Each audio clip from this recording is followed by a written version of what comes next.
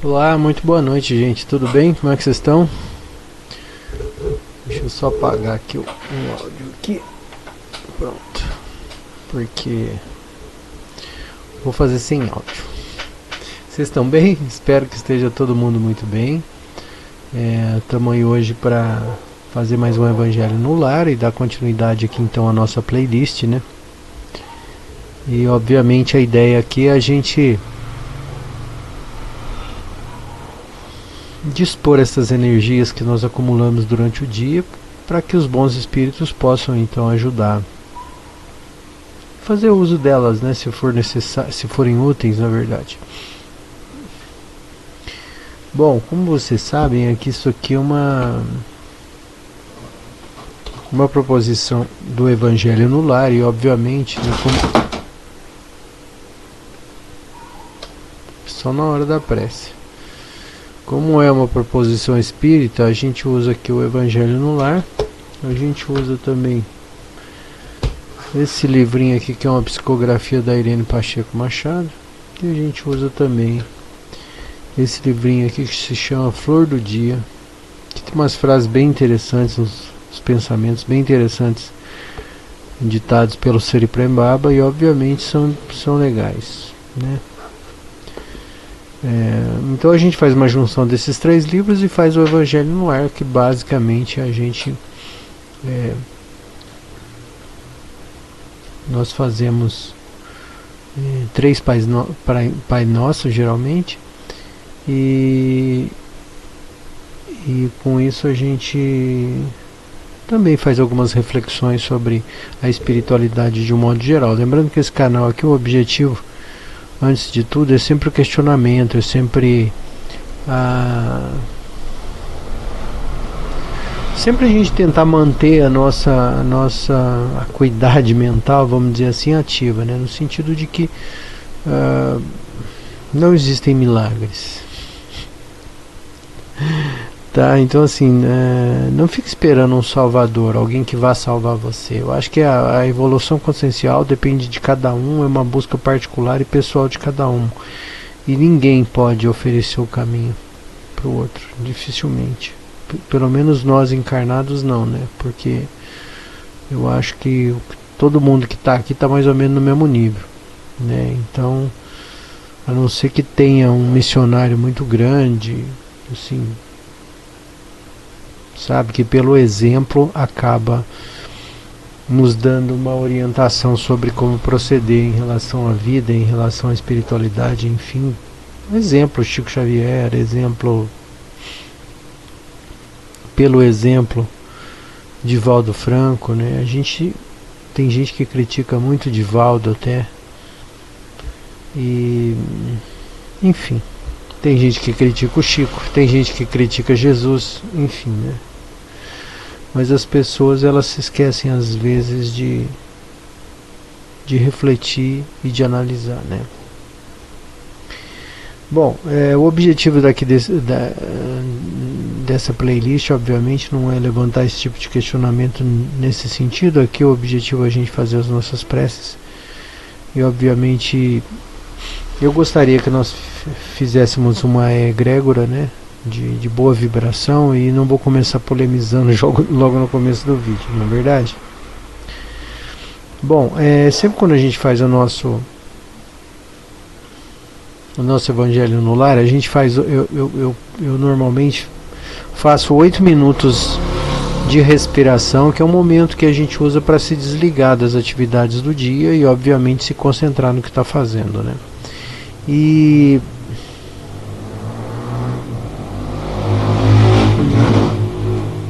às vezes, vocês ouviram a moto aí? Acho que sim, né? Às vezes a gente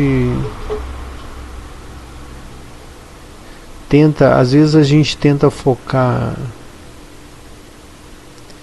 em coisas muito profundas, né? E às vezes a gente está fazendo prece também, e os atrapalhantes do dia, os pensamentos, as necessidades, os chamamentos do dia acabam desconcentrando a gente.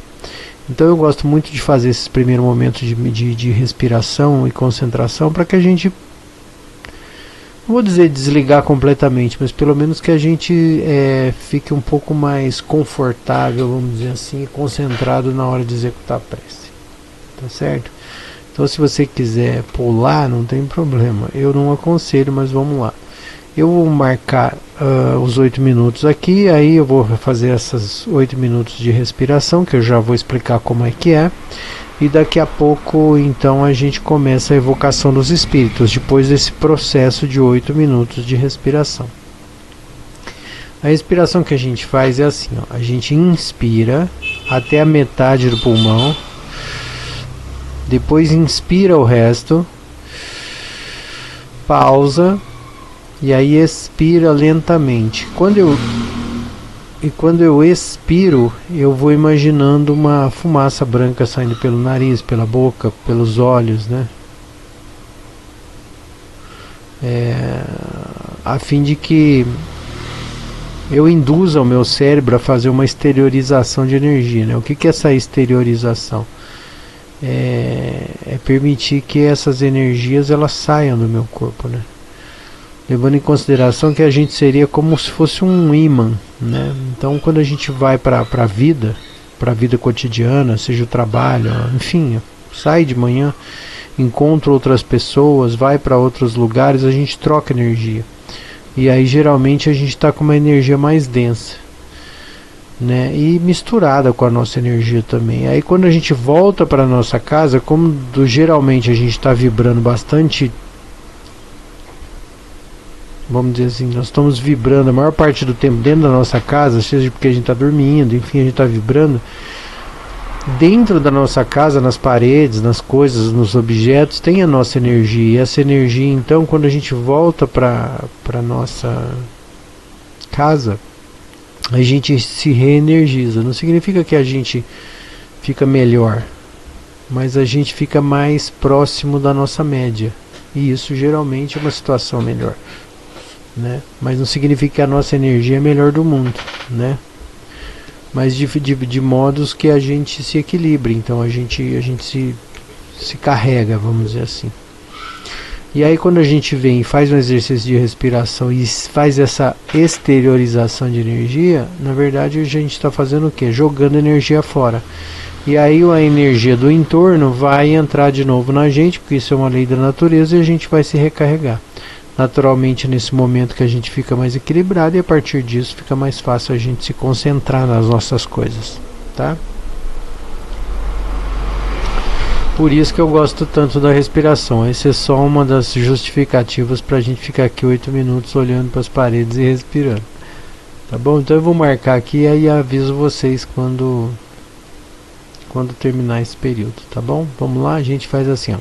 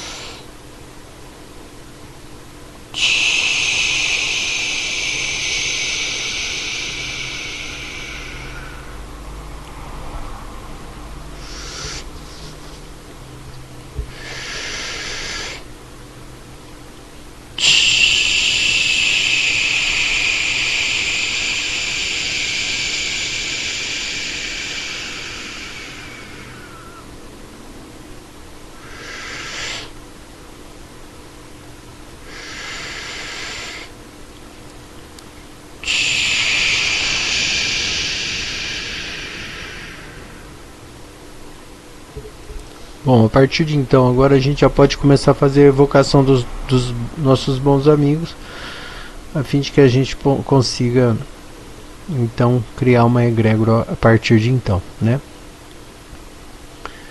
Vamos lá, então. Sendo assim, nós pedimos humildemente aos bons espíritos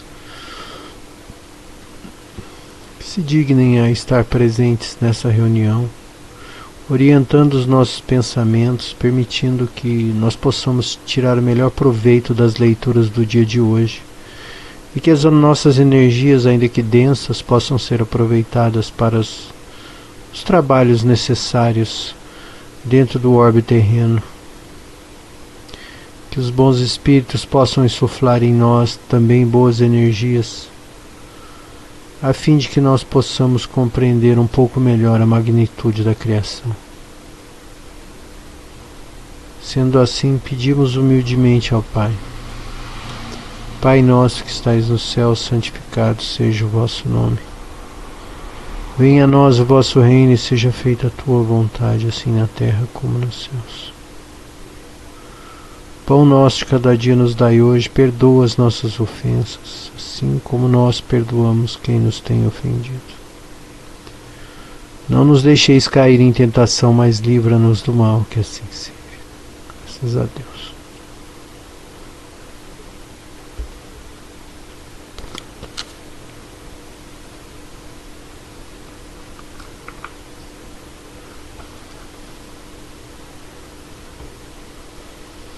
Abandonar pai, mãe e filhos. Todo aquele que por amor ao meu nome deixar a sua casa, seus irmãos, irmãs, pai, mãe, mulher, filhos e suas terras, receberá o cêntuplo e terá como herança a vida eterna. Está no livro de Mateus, capítulo 19, versículo 29. Então Pedro lhe disse: Quanto a nós, vede que deixamos tudo e vos seguimos. E Jesus lhe disse: Eu vos digo em verdade que não há ninguém que tenha deixado pelo reino de Deus a sua casa, pai, mãe, irmãos, mulher e seus filhos, que não receba deste mundo muito mais e no século futuro a vida eterna. Está no livro de Lucas, do Evangelho segundo Lucas, capítulo 18, versículo 28 a 30. Um outro, um desconhecido, lhe disse: Senhor, eu vos seguirei, mas permite-me primeiro ir dispor do que eu tenho em minha casa.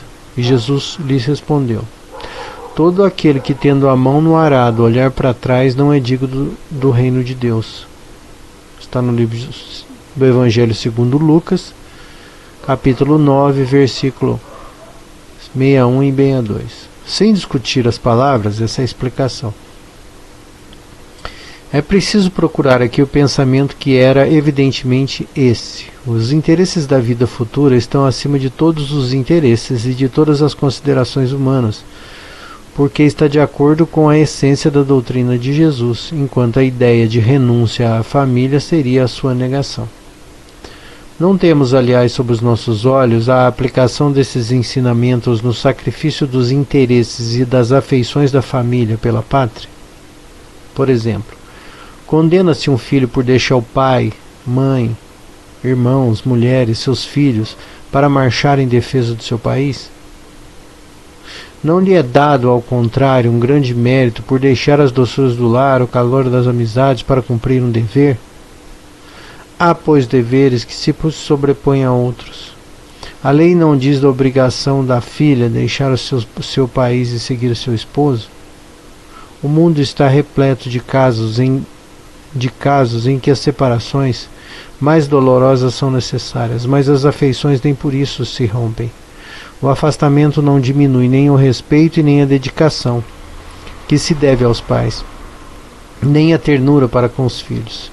Vê-se, portanto, que até mesmo tomadas ao pé da letra, salvo a palavra odiar, aquelas expressões não seriam a negação do mandamento que determina honrar pai e mãe, e nem do sentimento de ternura fraternal, e com mais forte razão ainda se as analisarmos quanto ao seu espírito. Elas tinham por objetivo mostrar, de forma propositadamente exagerada, o quanto é importante para o homem o dever de ocupar-se da vida futura, considerando que elas deviam ser menos chocantes para um povo e uma época em que, por força das circunstâncias, os laços de família tinham menos força do que uma civilização moralmente mais avançada. Esses laços, muito fracos nos povos primitivos, se fortificam com o desenvolvimento da sensibilidade e do senso moral.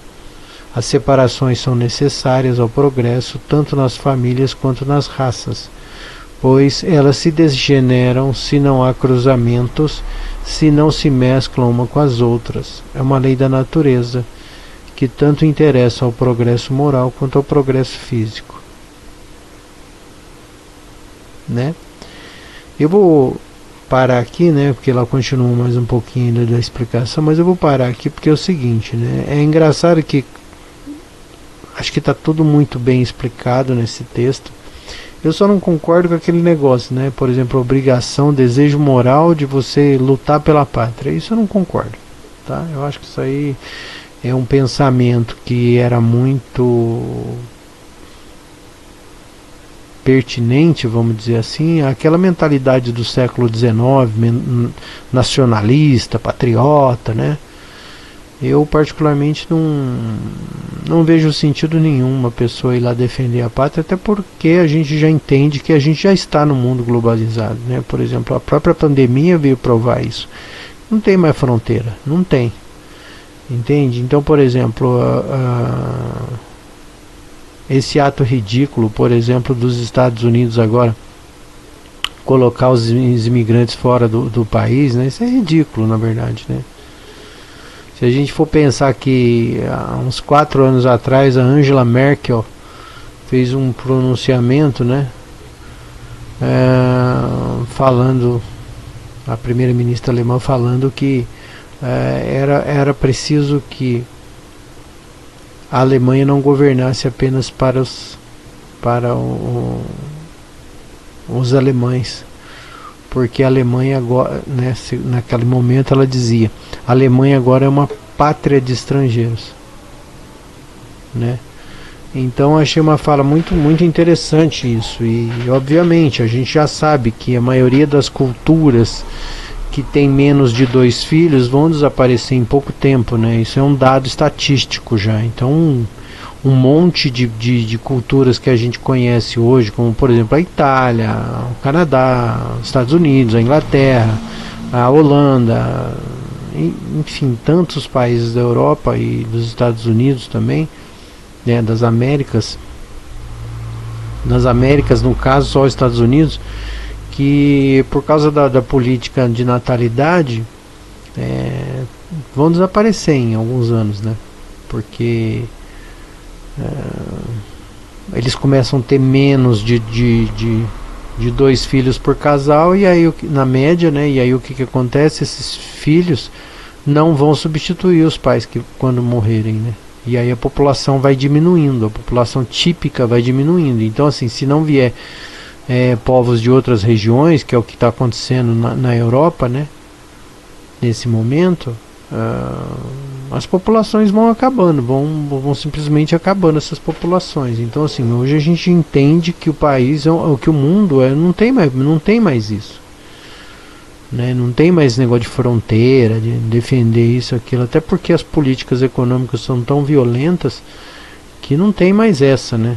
Eles aprontam 1001 para ficar com aquilo que interessa ao país mais rico sempre, ao país dominante sempre. Então eu acho uma verdadeira babaquice a gente pensar em patriotismo nesse momento, né? Porque não faz o menor sentido, na minha opinião, e essa é só a minha opinião, tá? A gente está vendo, por exemplo, o que está acontecendo com a Ucrânia, né? Hoje eles têm no terreno deles, né, o que eles chamam de terras raras. Então são materiais que interessam muito aos Estados Unidos, né, e também interessam muito à Rússia. E essas terras raras são muito importantes para a tecnologia, criação de nave espacial, de enfim, da tecnologia de um modo geral. E obviamente eles já estão fazendo um jeito de se adonar dessas substâncias em função das dívidas geradas pela guerra. Quer dizer, você fala pro cara, ó, entra na guerra, vou te dar dinheiro. Aí você te dá um monte de dinheiro pro cara entrar na guerra. Aí quando o cara se arrebenta lá, você fala, agora eu preciso cobrar lá, você não tá tendo, você não tem mais condição de pagar, né? Você já acabou com tudo lá do seu país, destruíram tudo, que pena. Me dá o que você tem de valor aí que está debaixo da terra. É isso que eles fazem, os países fazem isso. Então assim, é praxe, né? Você botar lá alguém para morrer no fronte, desde que seja o filho dos outros, tá tudo certo. Desde que não seja da sua família, tudo bem morrer lá no fronte, né? E aí no fim das coisas mesmo, no fim de tudo, o que interessa é que a política acaba sendo aplicada. Enfim, fronteira não serve para nada, a verdade é essa. Traduzindo em miúdos é isso, né? Fronteira é só uma proforma. Enfim, não vou me estender mais nesse assunto, né? Mas só para a gente comentar e também deixar o senso crítico ativo a respeito do que a gente lê o tempo inteiro, para saber o que faz sentido, o que não faz. Não que eu esteja com a razão, mas simplesmente para a gente ponderar, levantar questões e ponderar, né? E aí cada um tira a sua conclusão, tá? Mas esse exemplo, por exemplo, esse exemplo do outro aqui que ele dá, né? Um filho ou uma filha que deixa a casa dos pais para seguir com o seu novo cônjuge, né? Isso é um tipo de dever, né? É um tipo de dever, eu acho que não que é um dever você ter um cônjuge, mas é um dever você sair da casa dos seus pais. Já que você quer um cônjuge, vai morar fora. porque faz parte, né? Você tem que seguir tua vida. Não dá pra ficar na sola do pai do pai e da mãe, até porque chega uma hora que eles vão embora também, né? Uma hora eles vão jogar a toalha. Eles não vão ficar aqui pra sempre, né? Então faz parte da vida a gente se jogar pro mundo pra gente se desenvolver. Tá certo? E obviamente, né, o sentido é esse que Jesus queria dar, né? Que uma vez que a gente acorda, vamos dizer assim, que a gente desperta essa noção de que o que interessa é a vida futura, é o desenvolvimento da consciência, vamos dizer assim, né? Pronto. Você tá com a mão no arado, não vai dar para olhar para trás agora, você tem que olhar para frente, porque é lá para frente que te interessa, é lá que estão os teus objetivos, é lá que você vai para, né? A mesma coisa, o sentido é o mesmo, por exemplo, quando você decide casar, você já sabe que vai arrumar uma casa, que vai não sei o que, tem que arrumar um trabalho, não sei o que, esse tipo de coisa. Então assim, não dá para ficar olhando para trás. Eu vou fazer um negócio? Vai, então faça, né? Porque você acredita naquilo, porque você está verdadeiramente imbuído do espírito daquela coisa. Então esse é o sentido, né? E obviamente Jesus, sendo um cara extremamente já mais evoluído que a gente, estava tentando dizer esse sentido, né? Óbvio. Bom, eu gostaria de, nesse primeiro Pai Nosso que a gente vai fazer, criar uma egrégora para a gente pedir proteção. Tá? Proteção contra os contra os inimigos espirituais, né? Às vezes a gente acaba entrando em situações que a gente acaba abrindo portas para que a gente seja atacado. E tudo em função da vibração, né? Então a gente baixa a guarda, aí começa a vibrar umas coisas ruins. E aí obviamente a gente se abre, né? E quando a gente se abre, aí o assédio chega, usando simplesmente uma abertura que a gente deu, né? Então vamos pedir hoje uma prece de proteção para nós, né? Pedindo também que os bons espíritos possam usar as nossas energias para ajudar os nossos irmãos mais necessitados, tá certo? Então vamos lá? Enquanto a gente oferece as nossas energias, a gente também pede proteção. Dessa maneira, agradecemos a presença dos bons amigos aqui que nos ajudam e pedimos humildemente que recebam as energias que vamos vibrar a partir de agora, para que os nossos irmãos também possam ser ajudados, especialmente aquelas consciências enraivecidas, tumultuadas, perturbadas, em estado de surto. Eles possam receber um abraço caridoso e benevolente, a fim de que possam dissociar os maus pensamentos e os pensamentos cíclicos que os atormentam. Pedimos aos bons amigos que enderecem exatamente essas energias, a fim de que eles possam ser ajudados. Que assim seja. Pai nosso que estais nos céus, santificado seja o vosso nome. Venha a nós o vosso reino e seja feita a tua vontade, assim na terra como no céu. O pão nosso de cada dia nos dai hoje, perdoa as nossas ofensas, assim como nós perdoamos quem nos tem ofendido. Não nos deixeis cair em tentação, mas livra-nos do mal. Que assim seja, graças a Deus.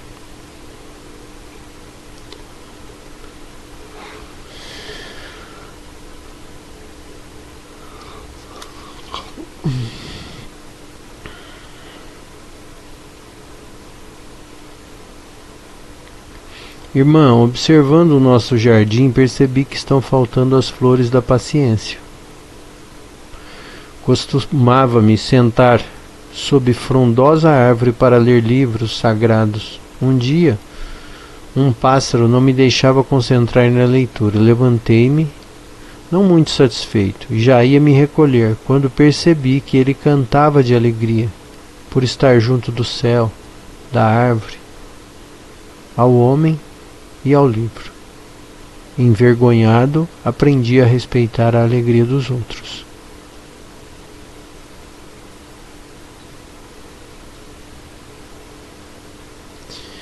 É engraçado, né, que às vezes a gente está tão ensimesmado com uma ideia fixa, né, que a gente fica ali, né, parado, sofrendo, com raiva, né, e nem se permite entrar na vibração melhor, numa vibração melhor. Por exemplo, ouve uma música, pô, mas essa música, não, você está enraivecido, a música está um porre, né. Acontece muito isso comigo, porque às vezes se eu quero fazer alguma coisa tranquila aqui, uma leitura, uma coisa, às vezes estou fazendo prece aqui mesmo e as motos ficam passando aqui na rua numa altura, e aí eu fico com muita raiva, né, e eu não consigo às vezes me controlar, e eu não sou hipócrita não, tá, não tenho essa, paz e luz pra ele, não, eu quero que o bicho caia, pra ele largar a mão de ser besta e quebra a moto inteira. É isso que eu quero. Eu não tenho problema de falar isso, porque eu sou assim, sabe? Eu não tô nessas de hipocrisia não, sabe? Eu fico com vontade que um guarda pegue o cara lá e leve a moto pro pátio, sabe? Pra ele pagar 5 mil reais pra tirar a moto lá do pátio. Mas enfim, né? Ele tá plantando, ele colhe, né, a vibração dele. Não adianta, porque é uma coisa chata, não serve pra nada, né? Se é uma... Eu penso assim, tem coisas, gente, e vocês devem estar rindo da minha cara, mas é assim, tem coisas que tem propósito, tem coisas que não tem nenhum propósito. Nenhum propósito. É tipo você, sei lá, você tá numa fila, esperando alguma coisa, você vai dar um chute na canela de alguém. Não tem propósito isso. Não serve pra nada isso, entendeu? Absolutamente nada. Por exemplo, se botar um escapamento aberto na moto também não serve pra nada. E a prova é, você tá dirigindo a moto, em qualquer lugar que você for, o barulho tá na sua cabeça. O nível de absurdo é tão grande que, sabe, enfim, cada um, né? Vai ver que você que tá aí do outro lado vendo meu vídeo, talvez tenha uma moto com escapamento aberto, mas é uma viagem isso, gente. Enfim. Bom, vamos lá.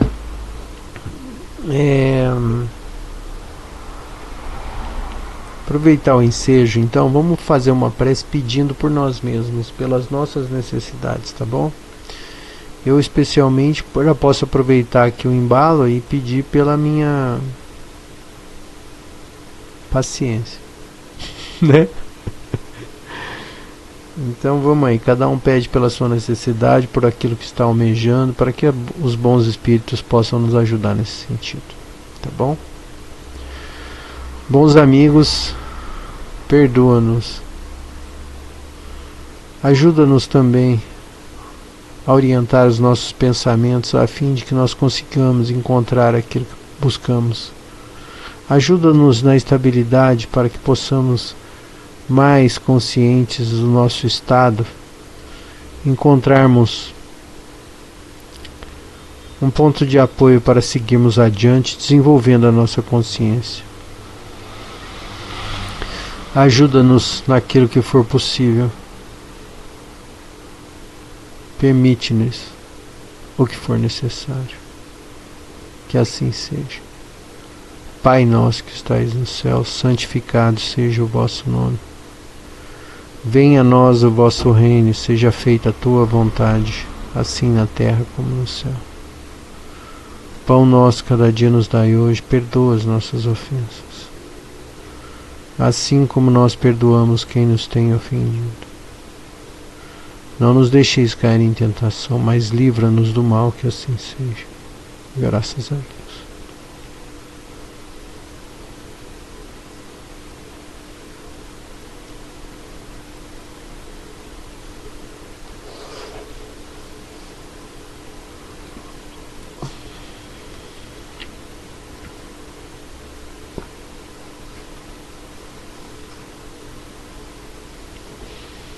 Medo da escassez. Algumas pessoas correm atrás da riqueza para fugir da pobreza. Chegam a construir impérios, mas não podem desfrutar de nada, pois são atormentados pelo medo da perda. Esse tipo de riqueza em algum momento precisará cair, pois somente assim a pessoa poderá olhar de frente para o medo da escassez. Essa é uma lei psíquica. Tudo que é construído com base na máscara, um dia deverá cair. Todas as capas temporárias criadas para fugir de alguma coisa, um dia serão rasgadas. E isso é muito interessante, porque geralmente a gente vive a vida reagindo às situações. A gente perde a capacidade de observação, de neutralidade. Geralmente, por exemplo, eu sei lá, vou dar um exemplo. Eu uso cabelo alisado. Por quê? Porque eu não gosto do cabelo encaracolado, por exemplo. Então, isso é um exemplo bem bobo, muito bobo. Mas ali, de algum jeito, tem alguma coisa ali que te incomoda. Entende? Tem gente que alisa o cabelo a vida inteira. E tem alguma coisa ali que te incomoda. Entendeu? A pessoa nunca faz as pazes com o cabelo, por exemplo. Então assim, ela está agindo em função da máscara.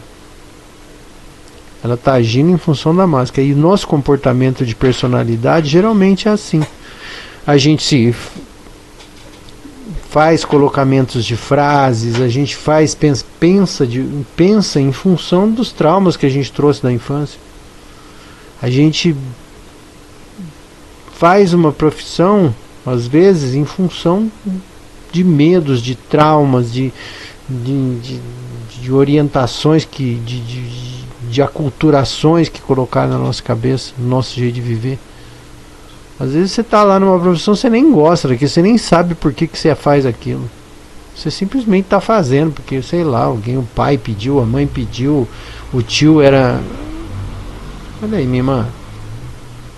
Esses gatinhos, eu vou dizer uma coisa para vocês. Isso aqui é o rabinho da Mima.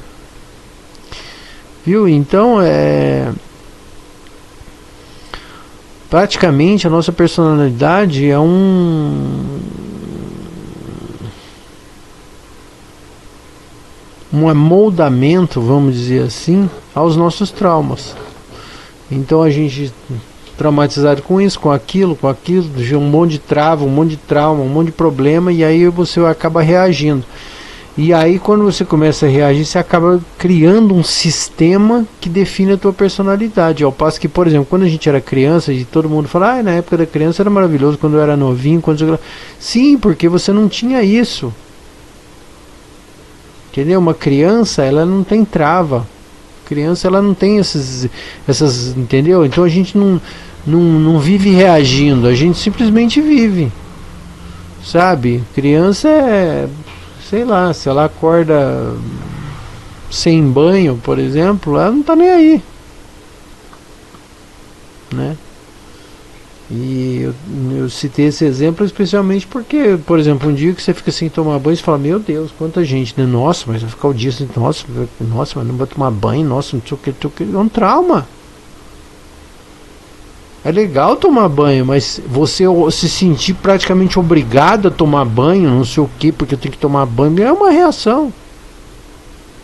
É uma reação. Entende? Então, assim,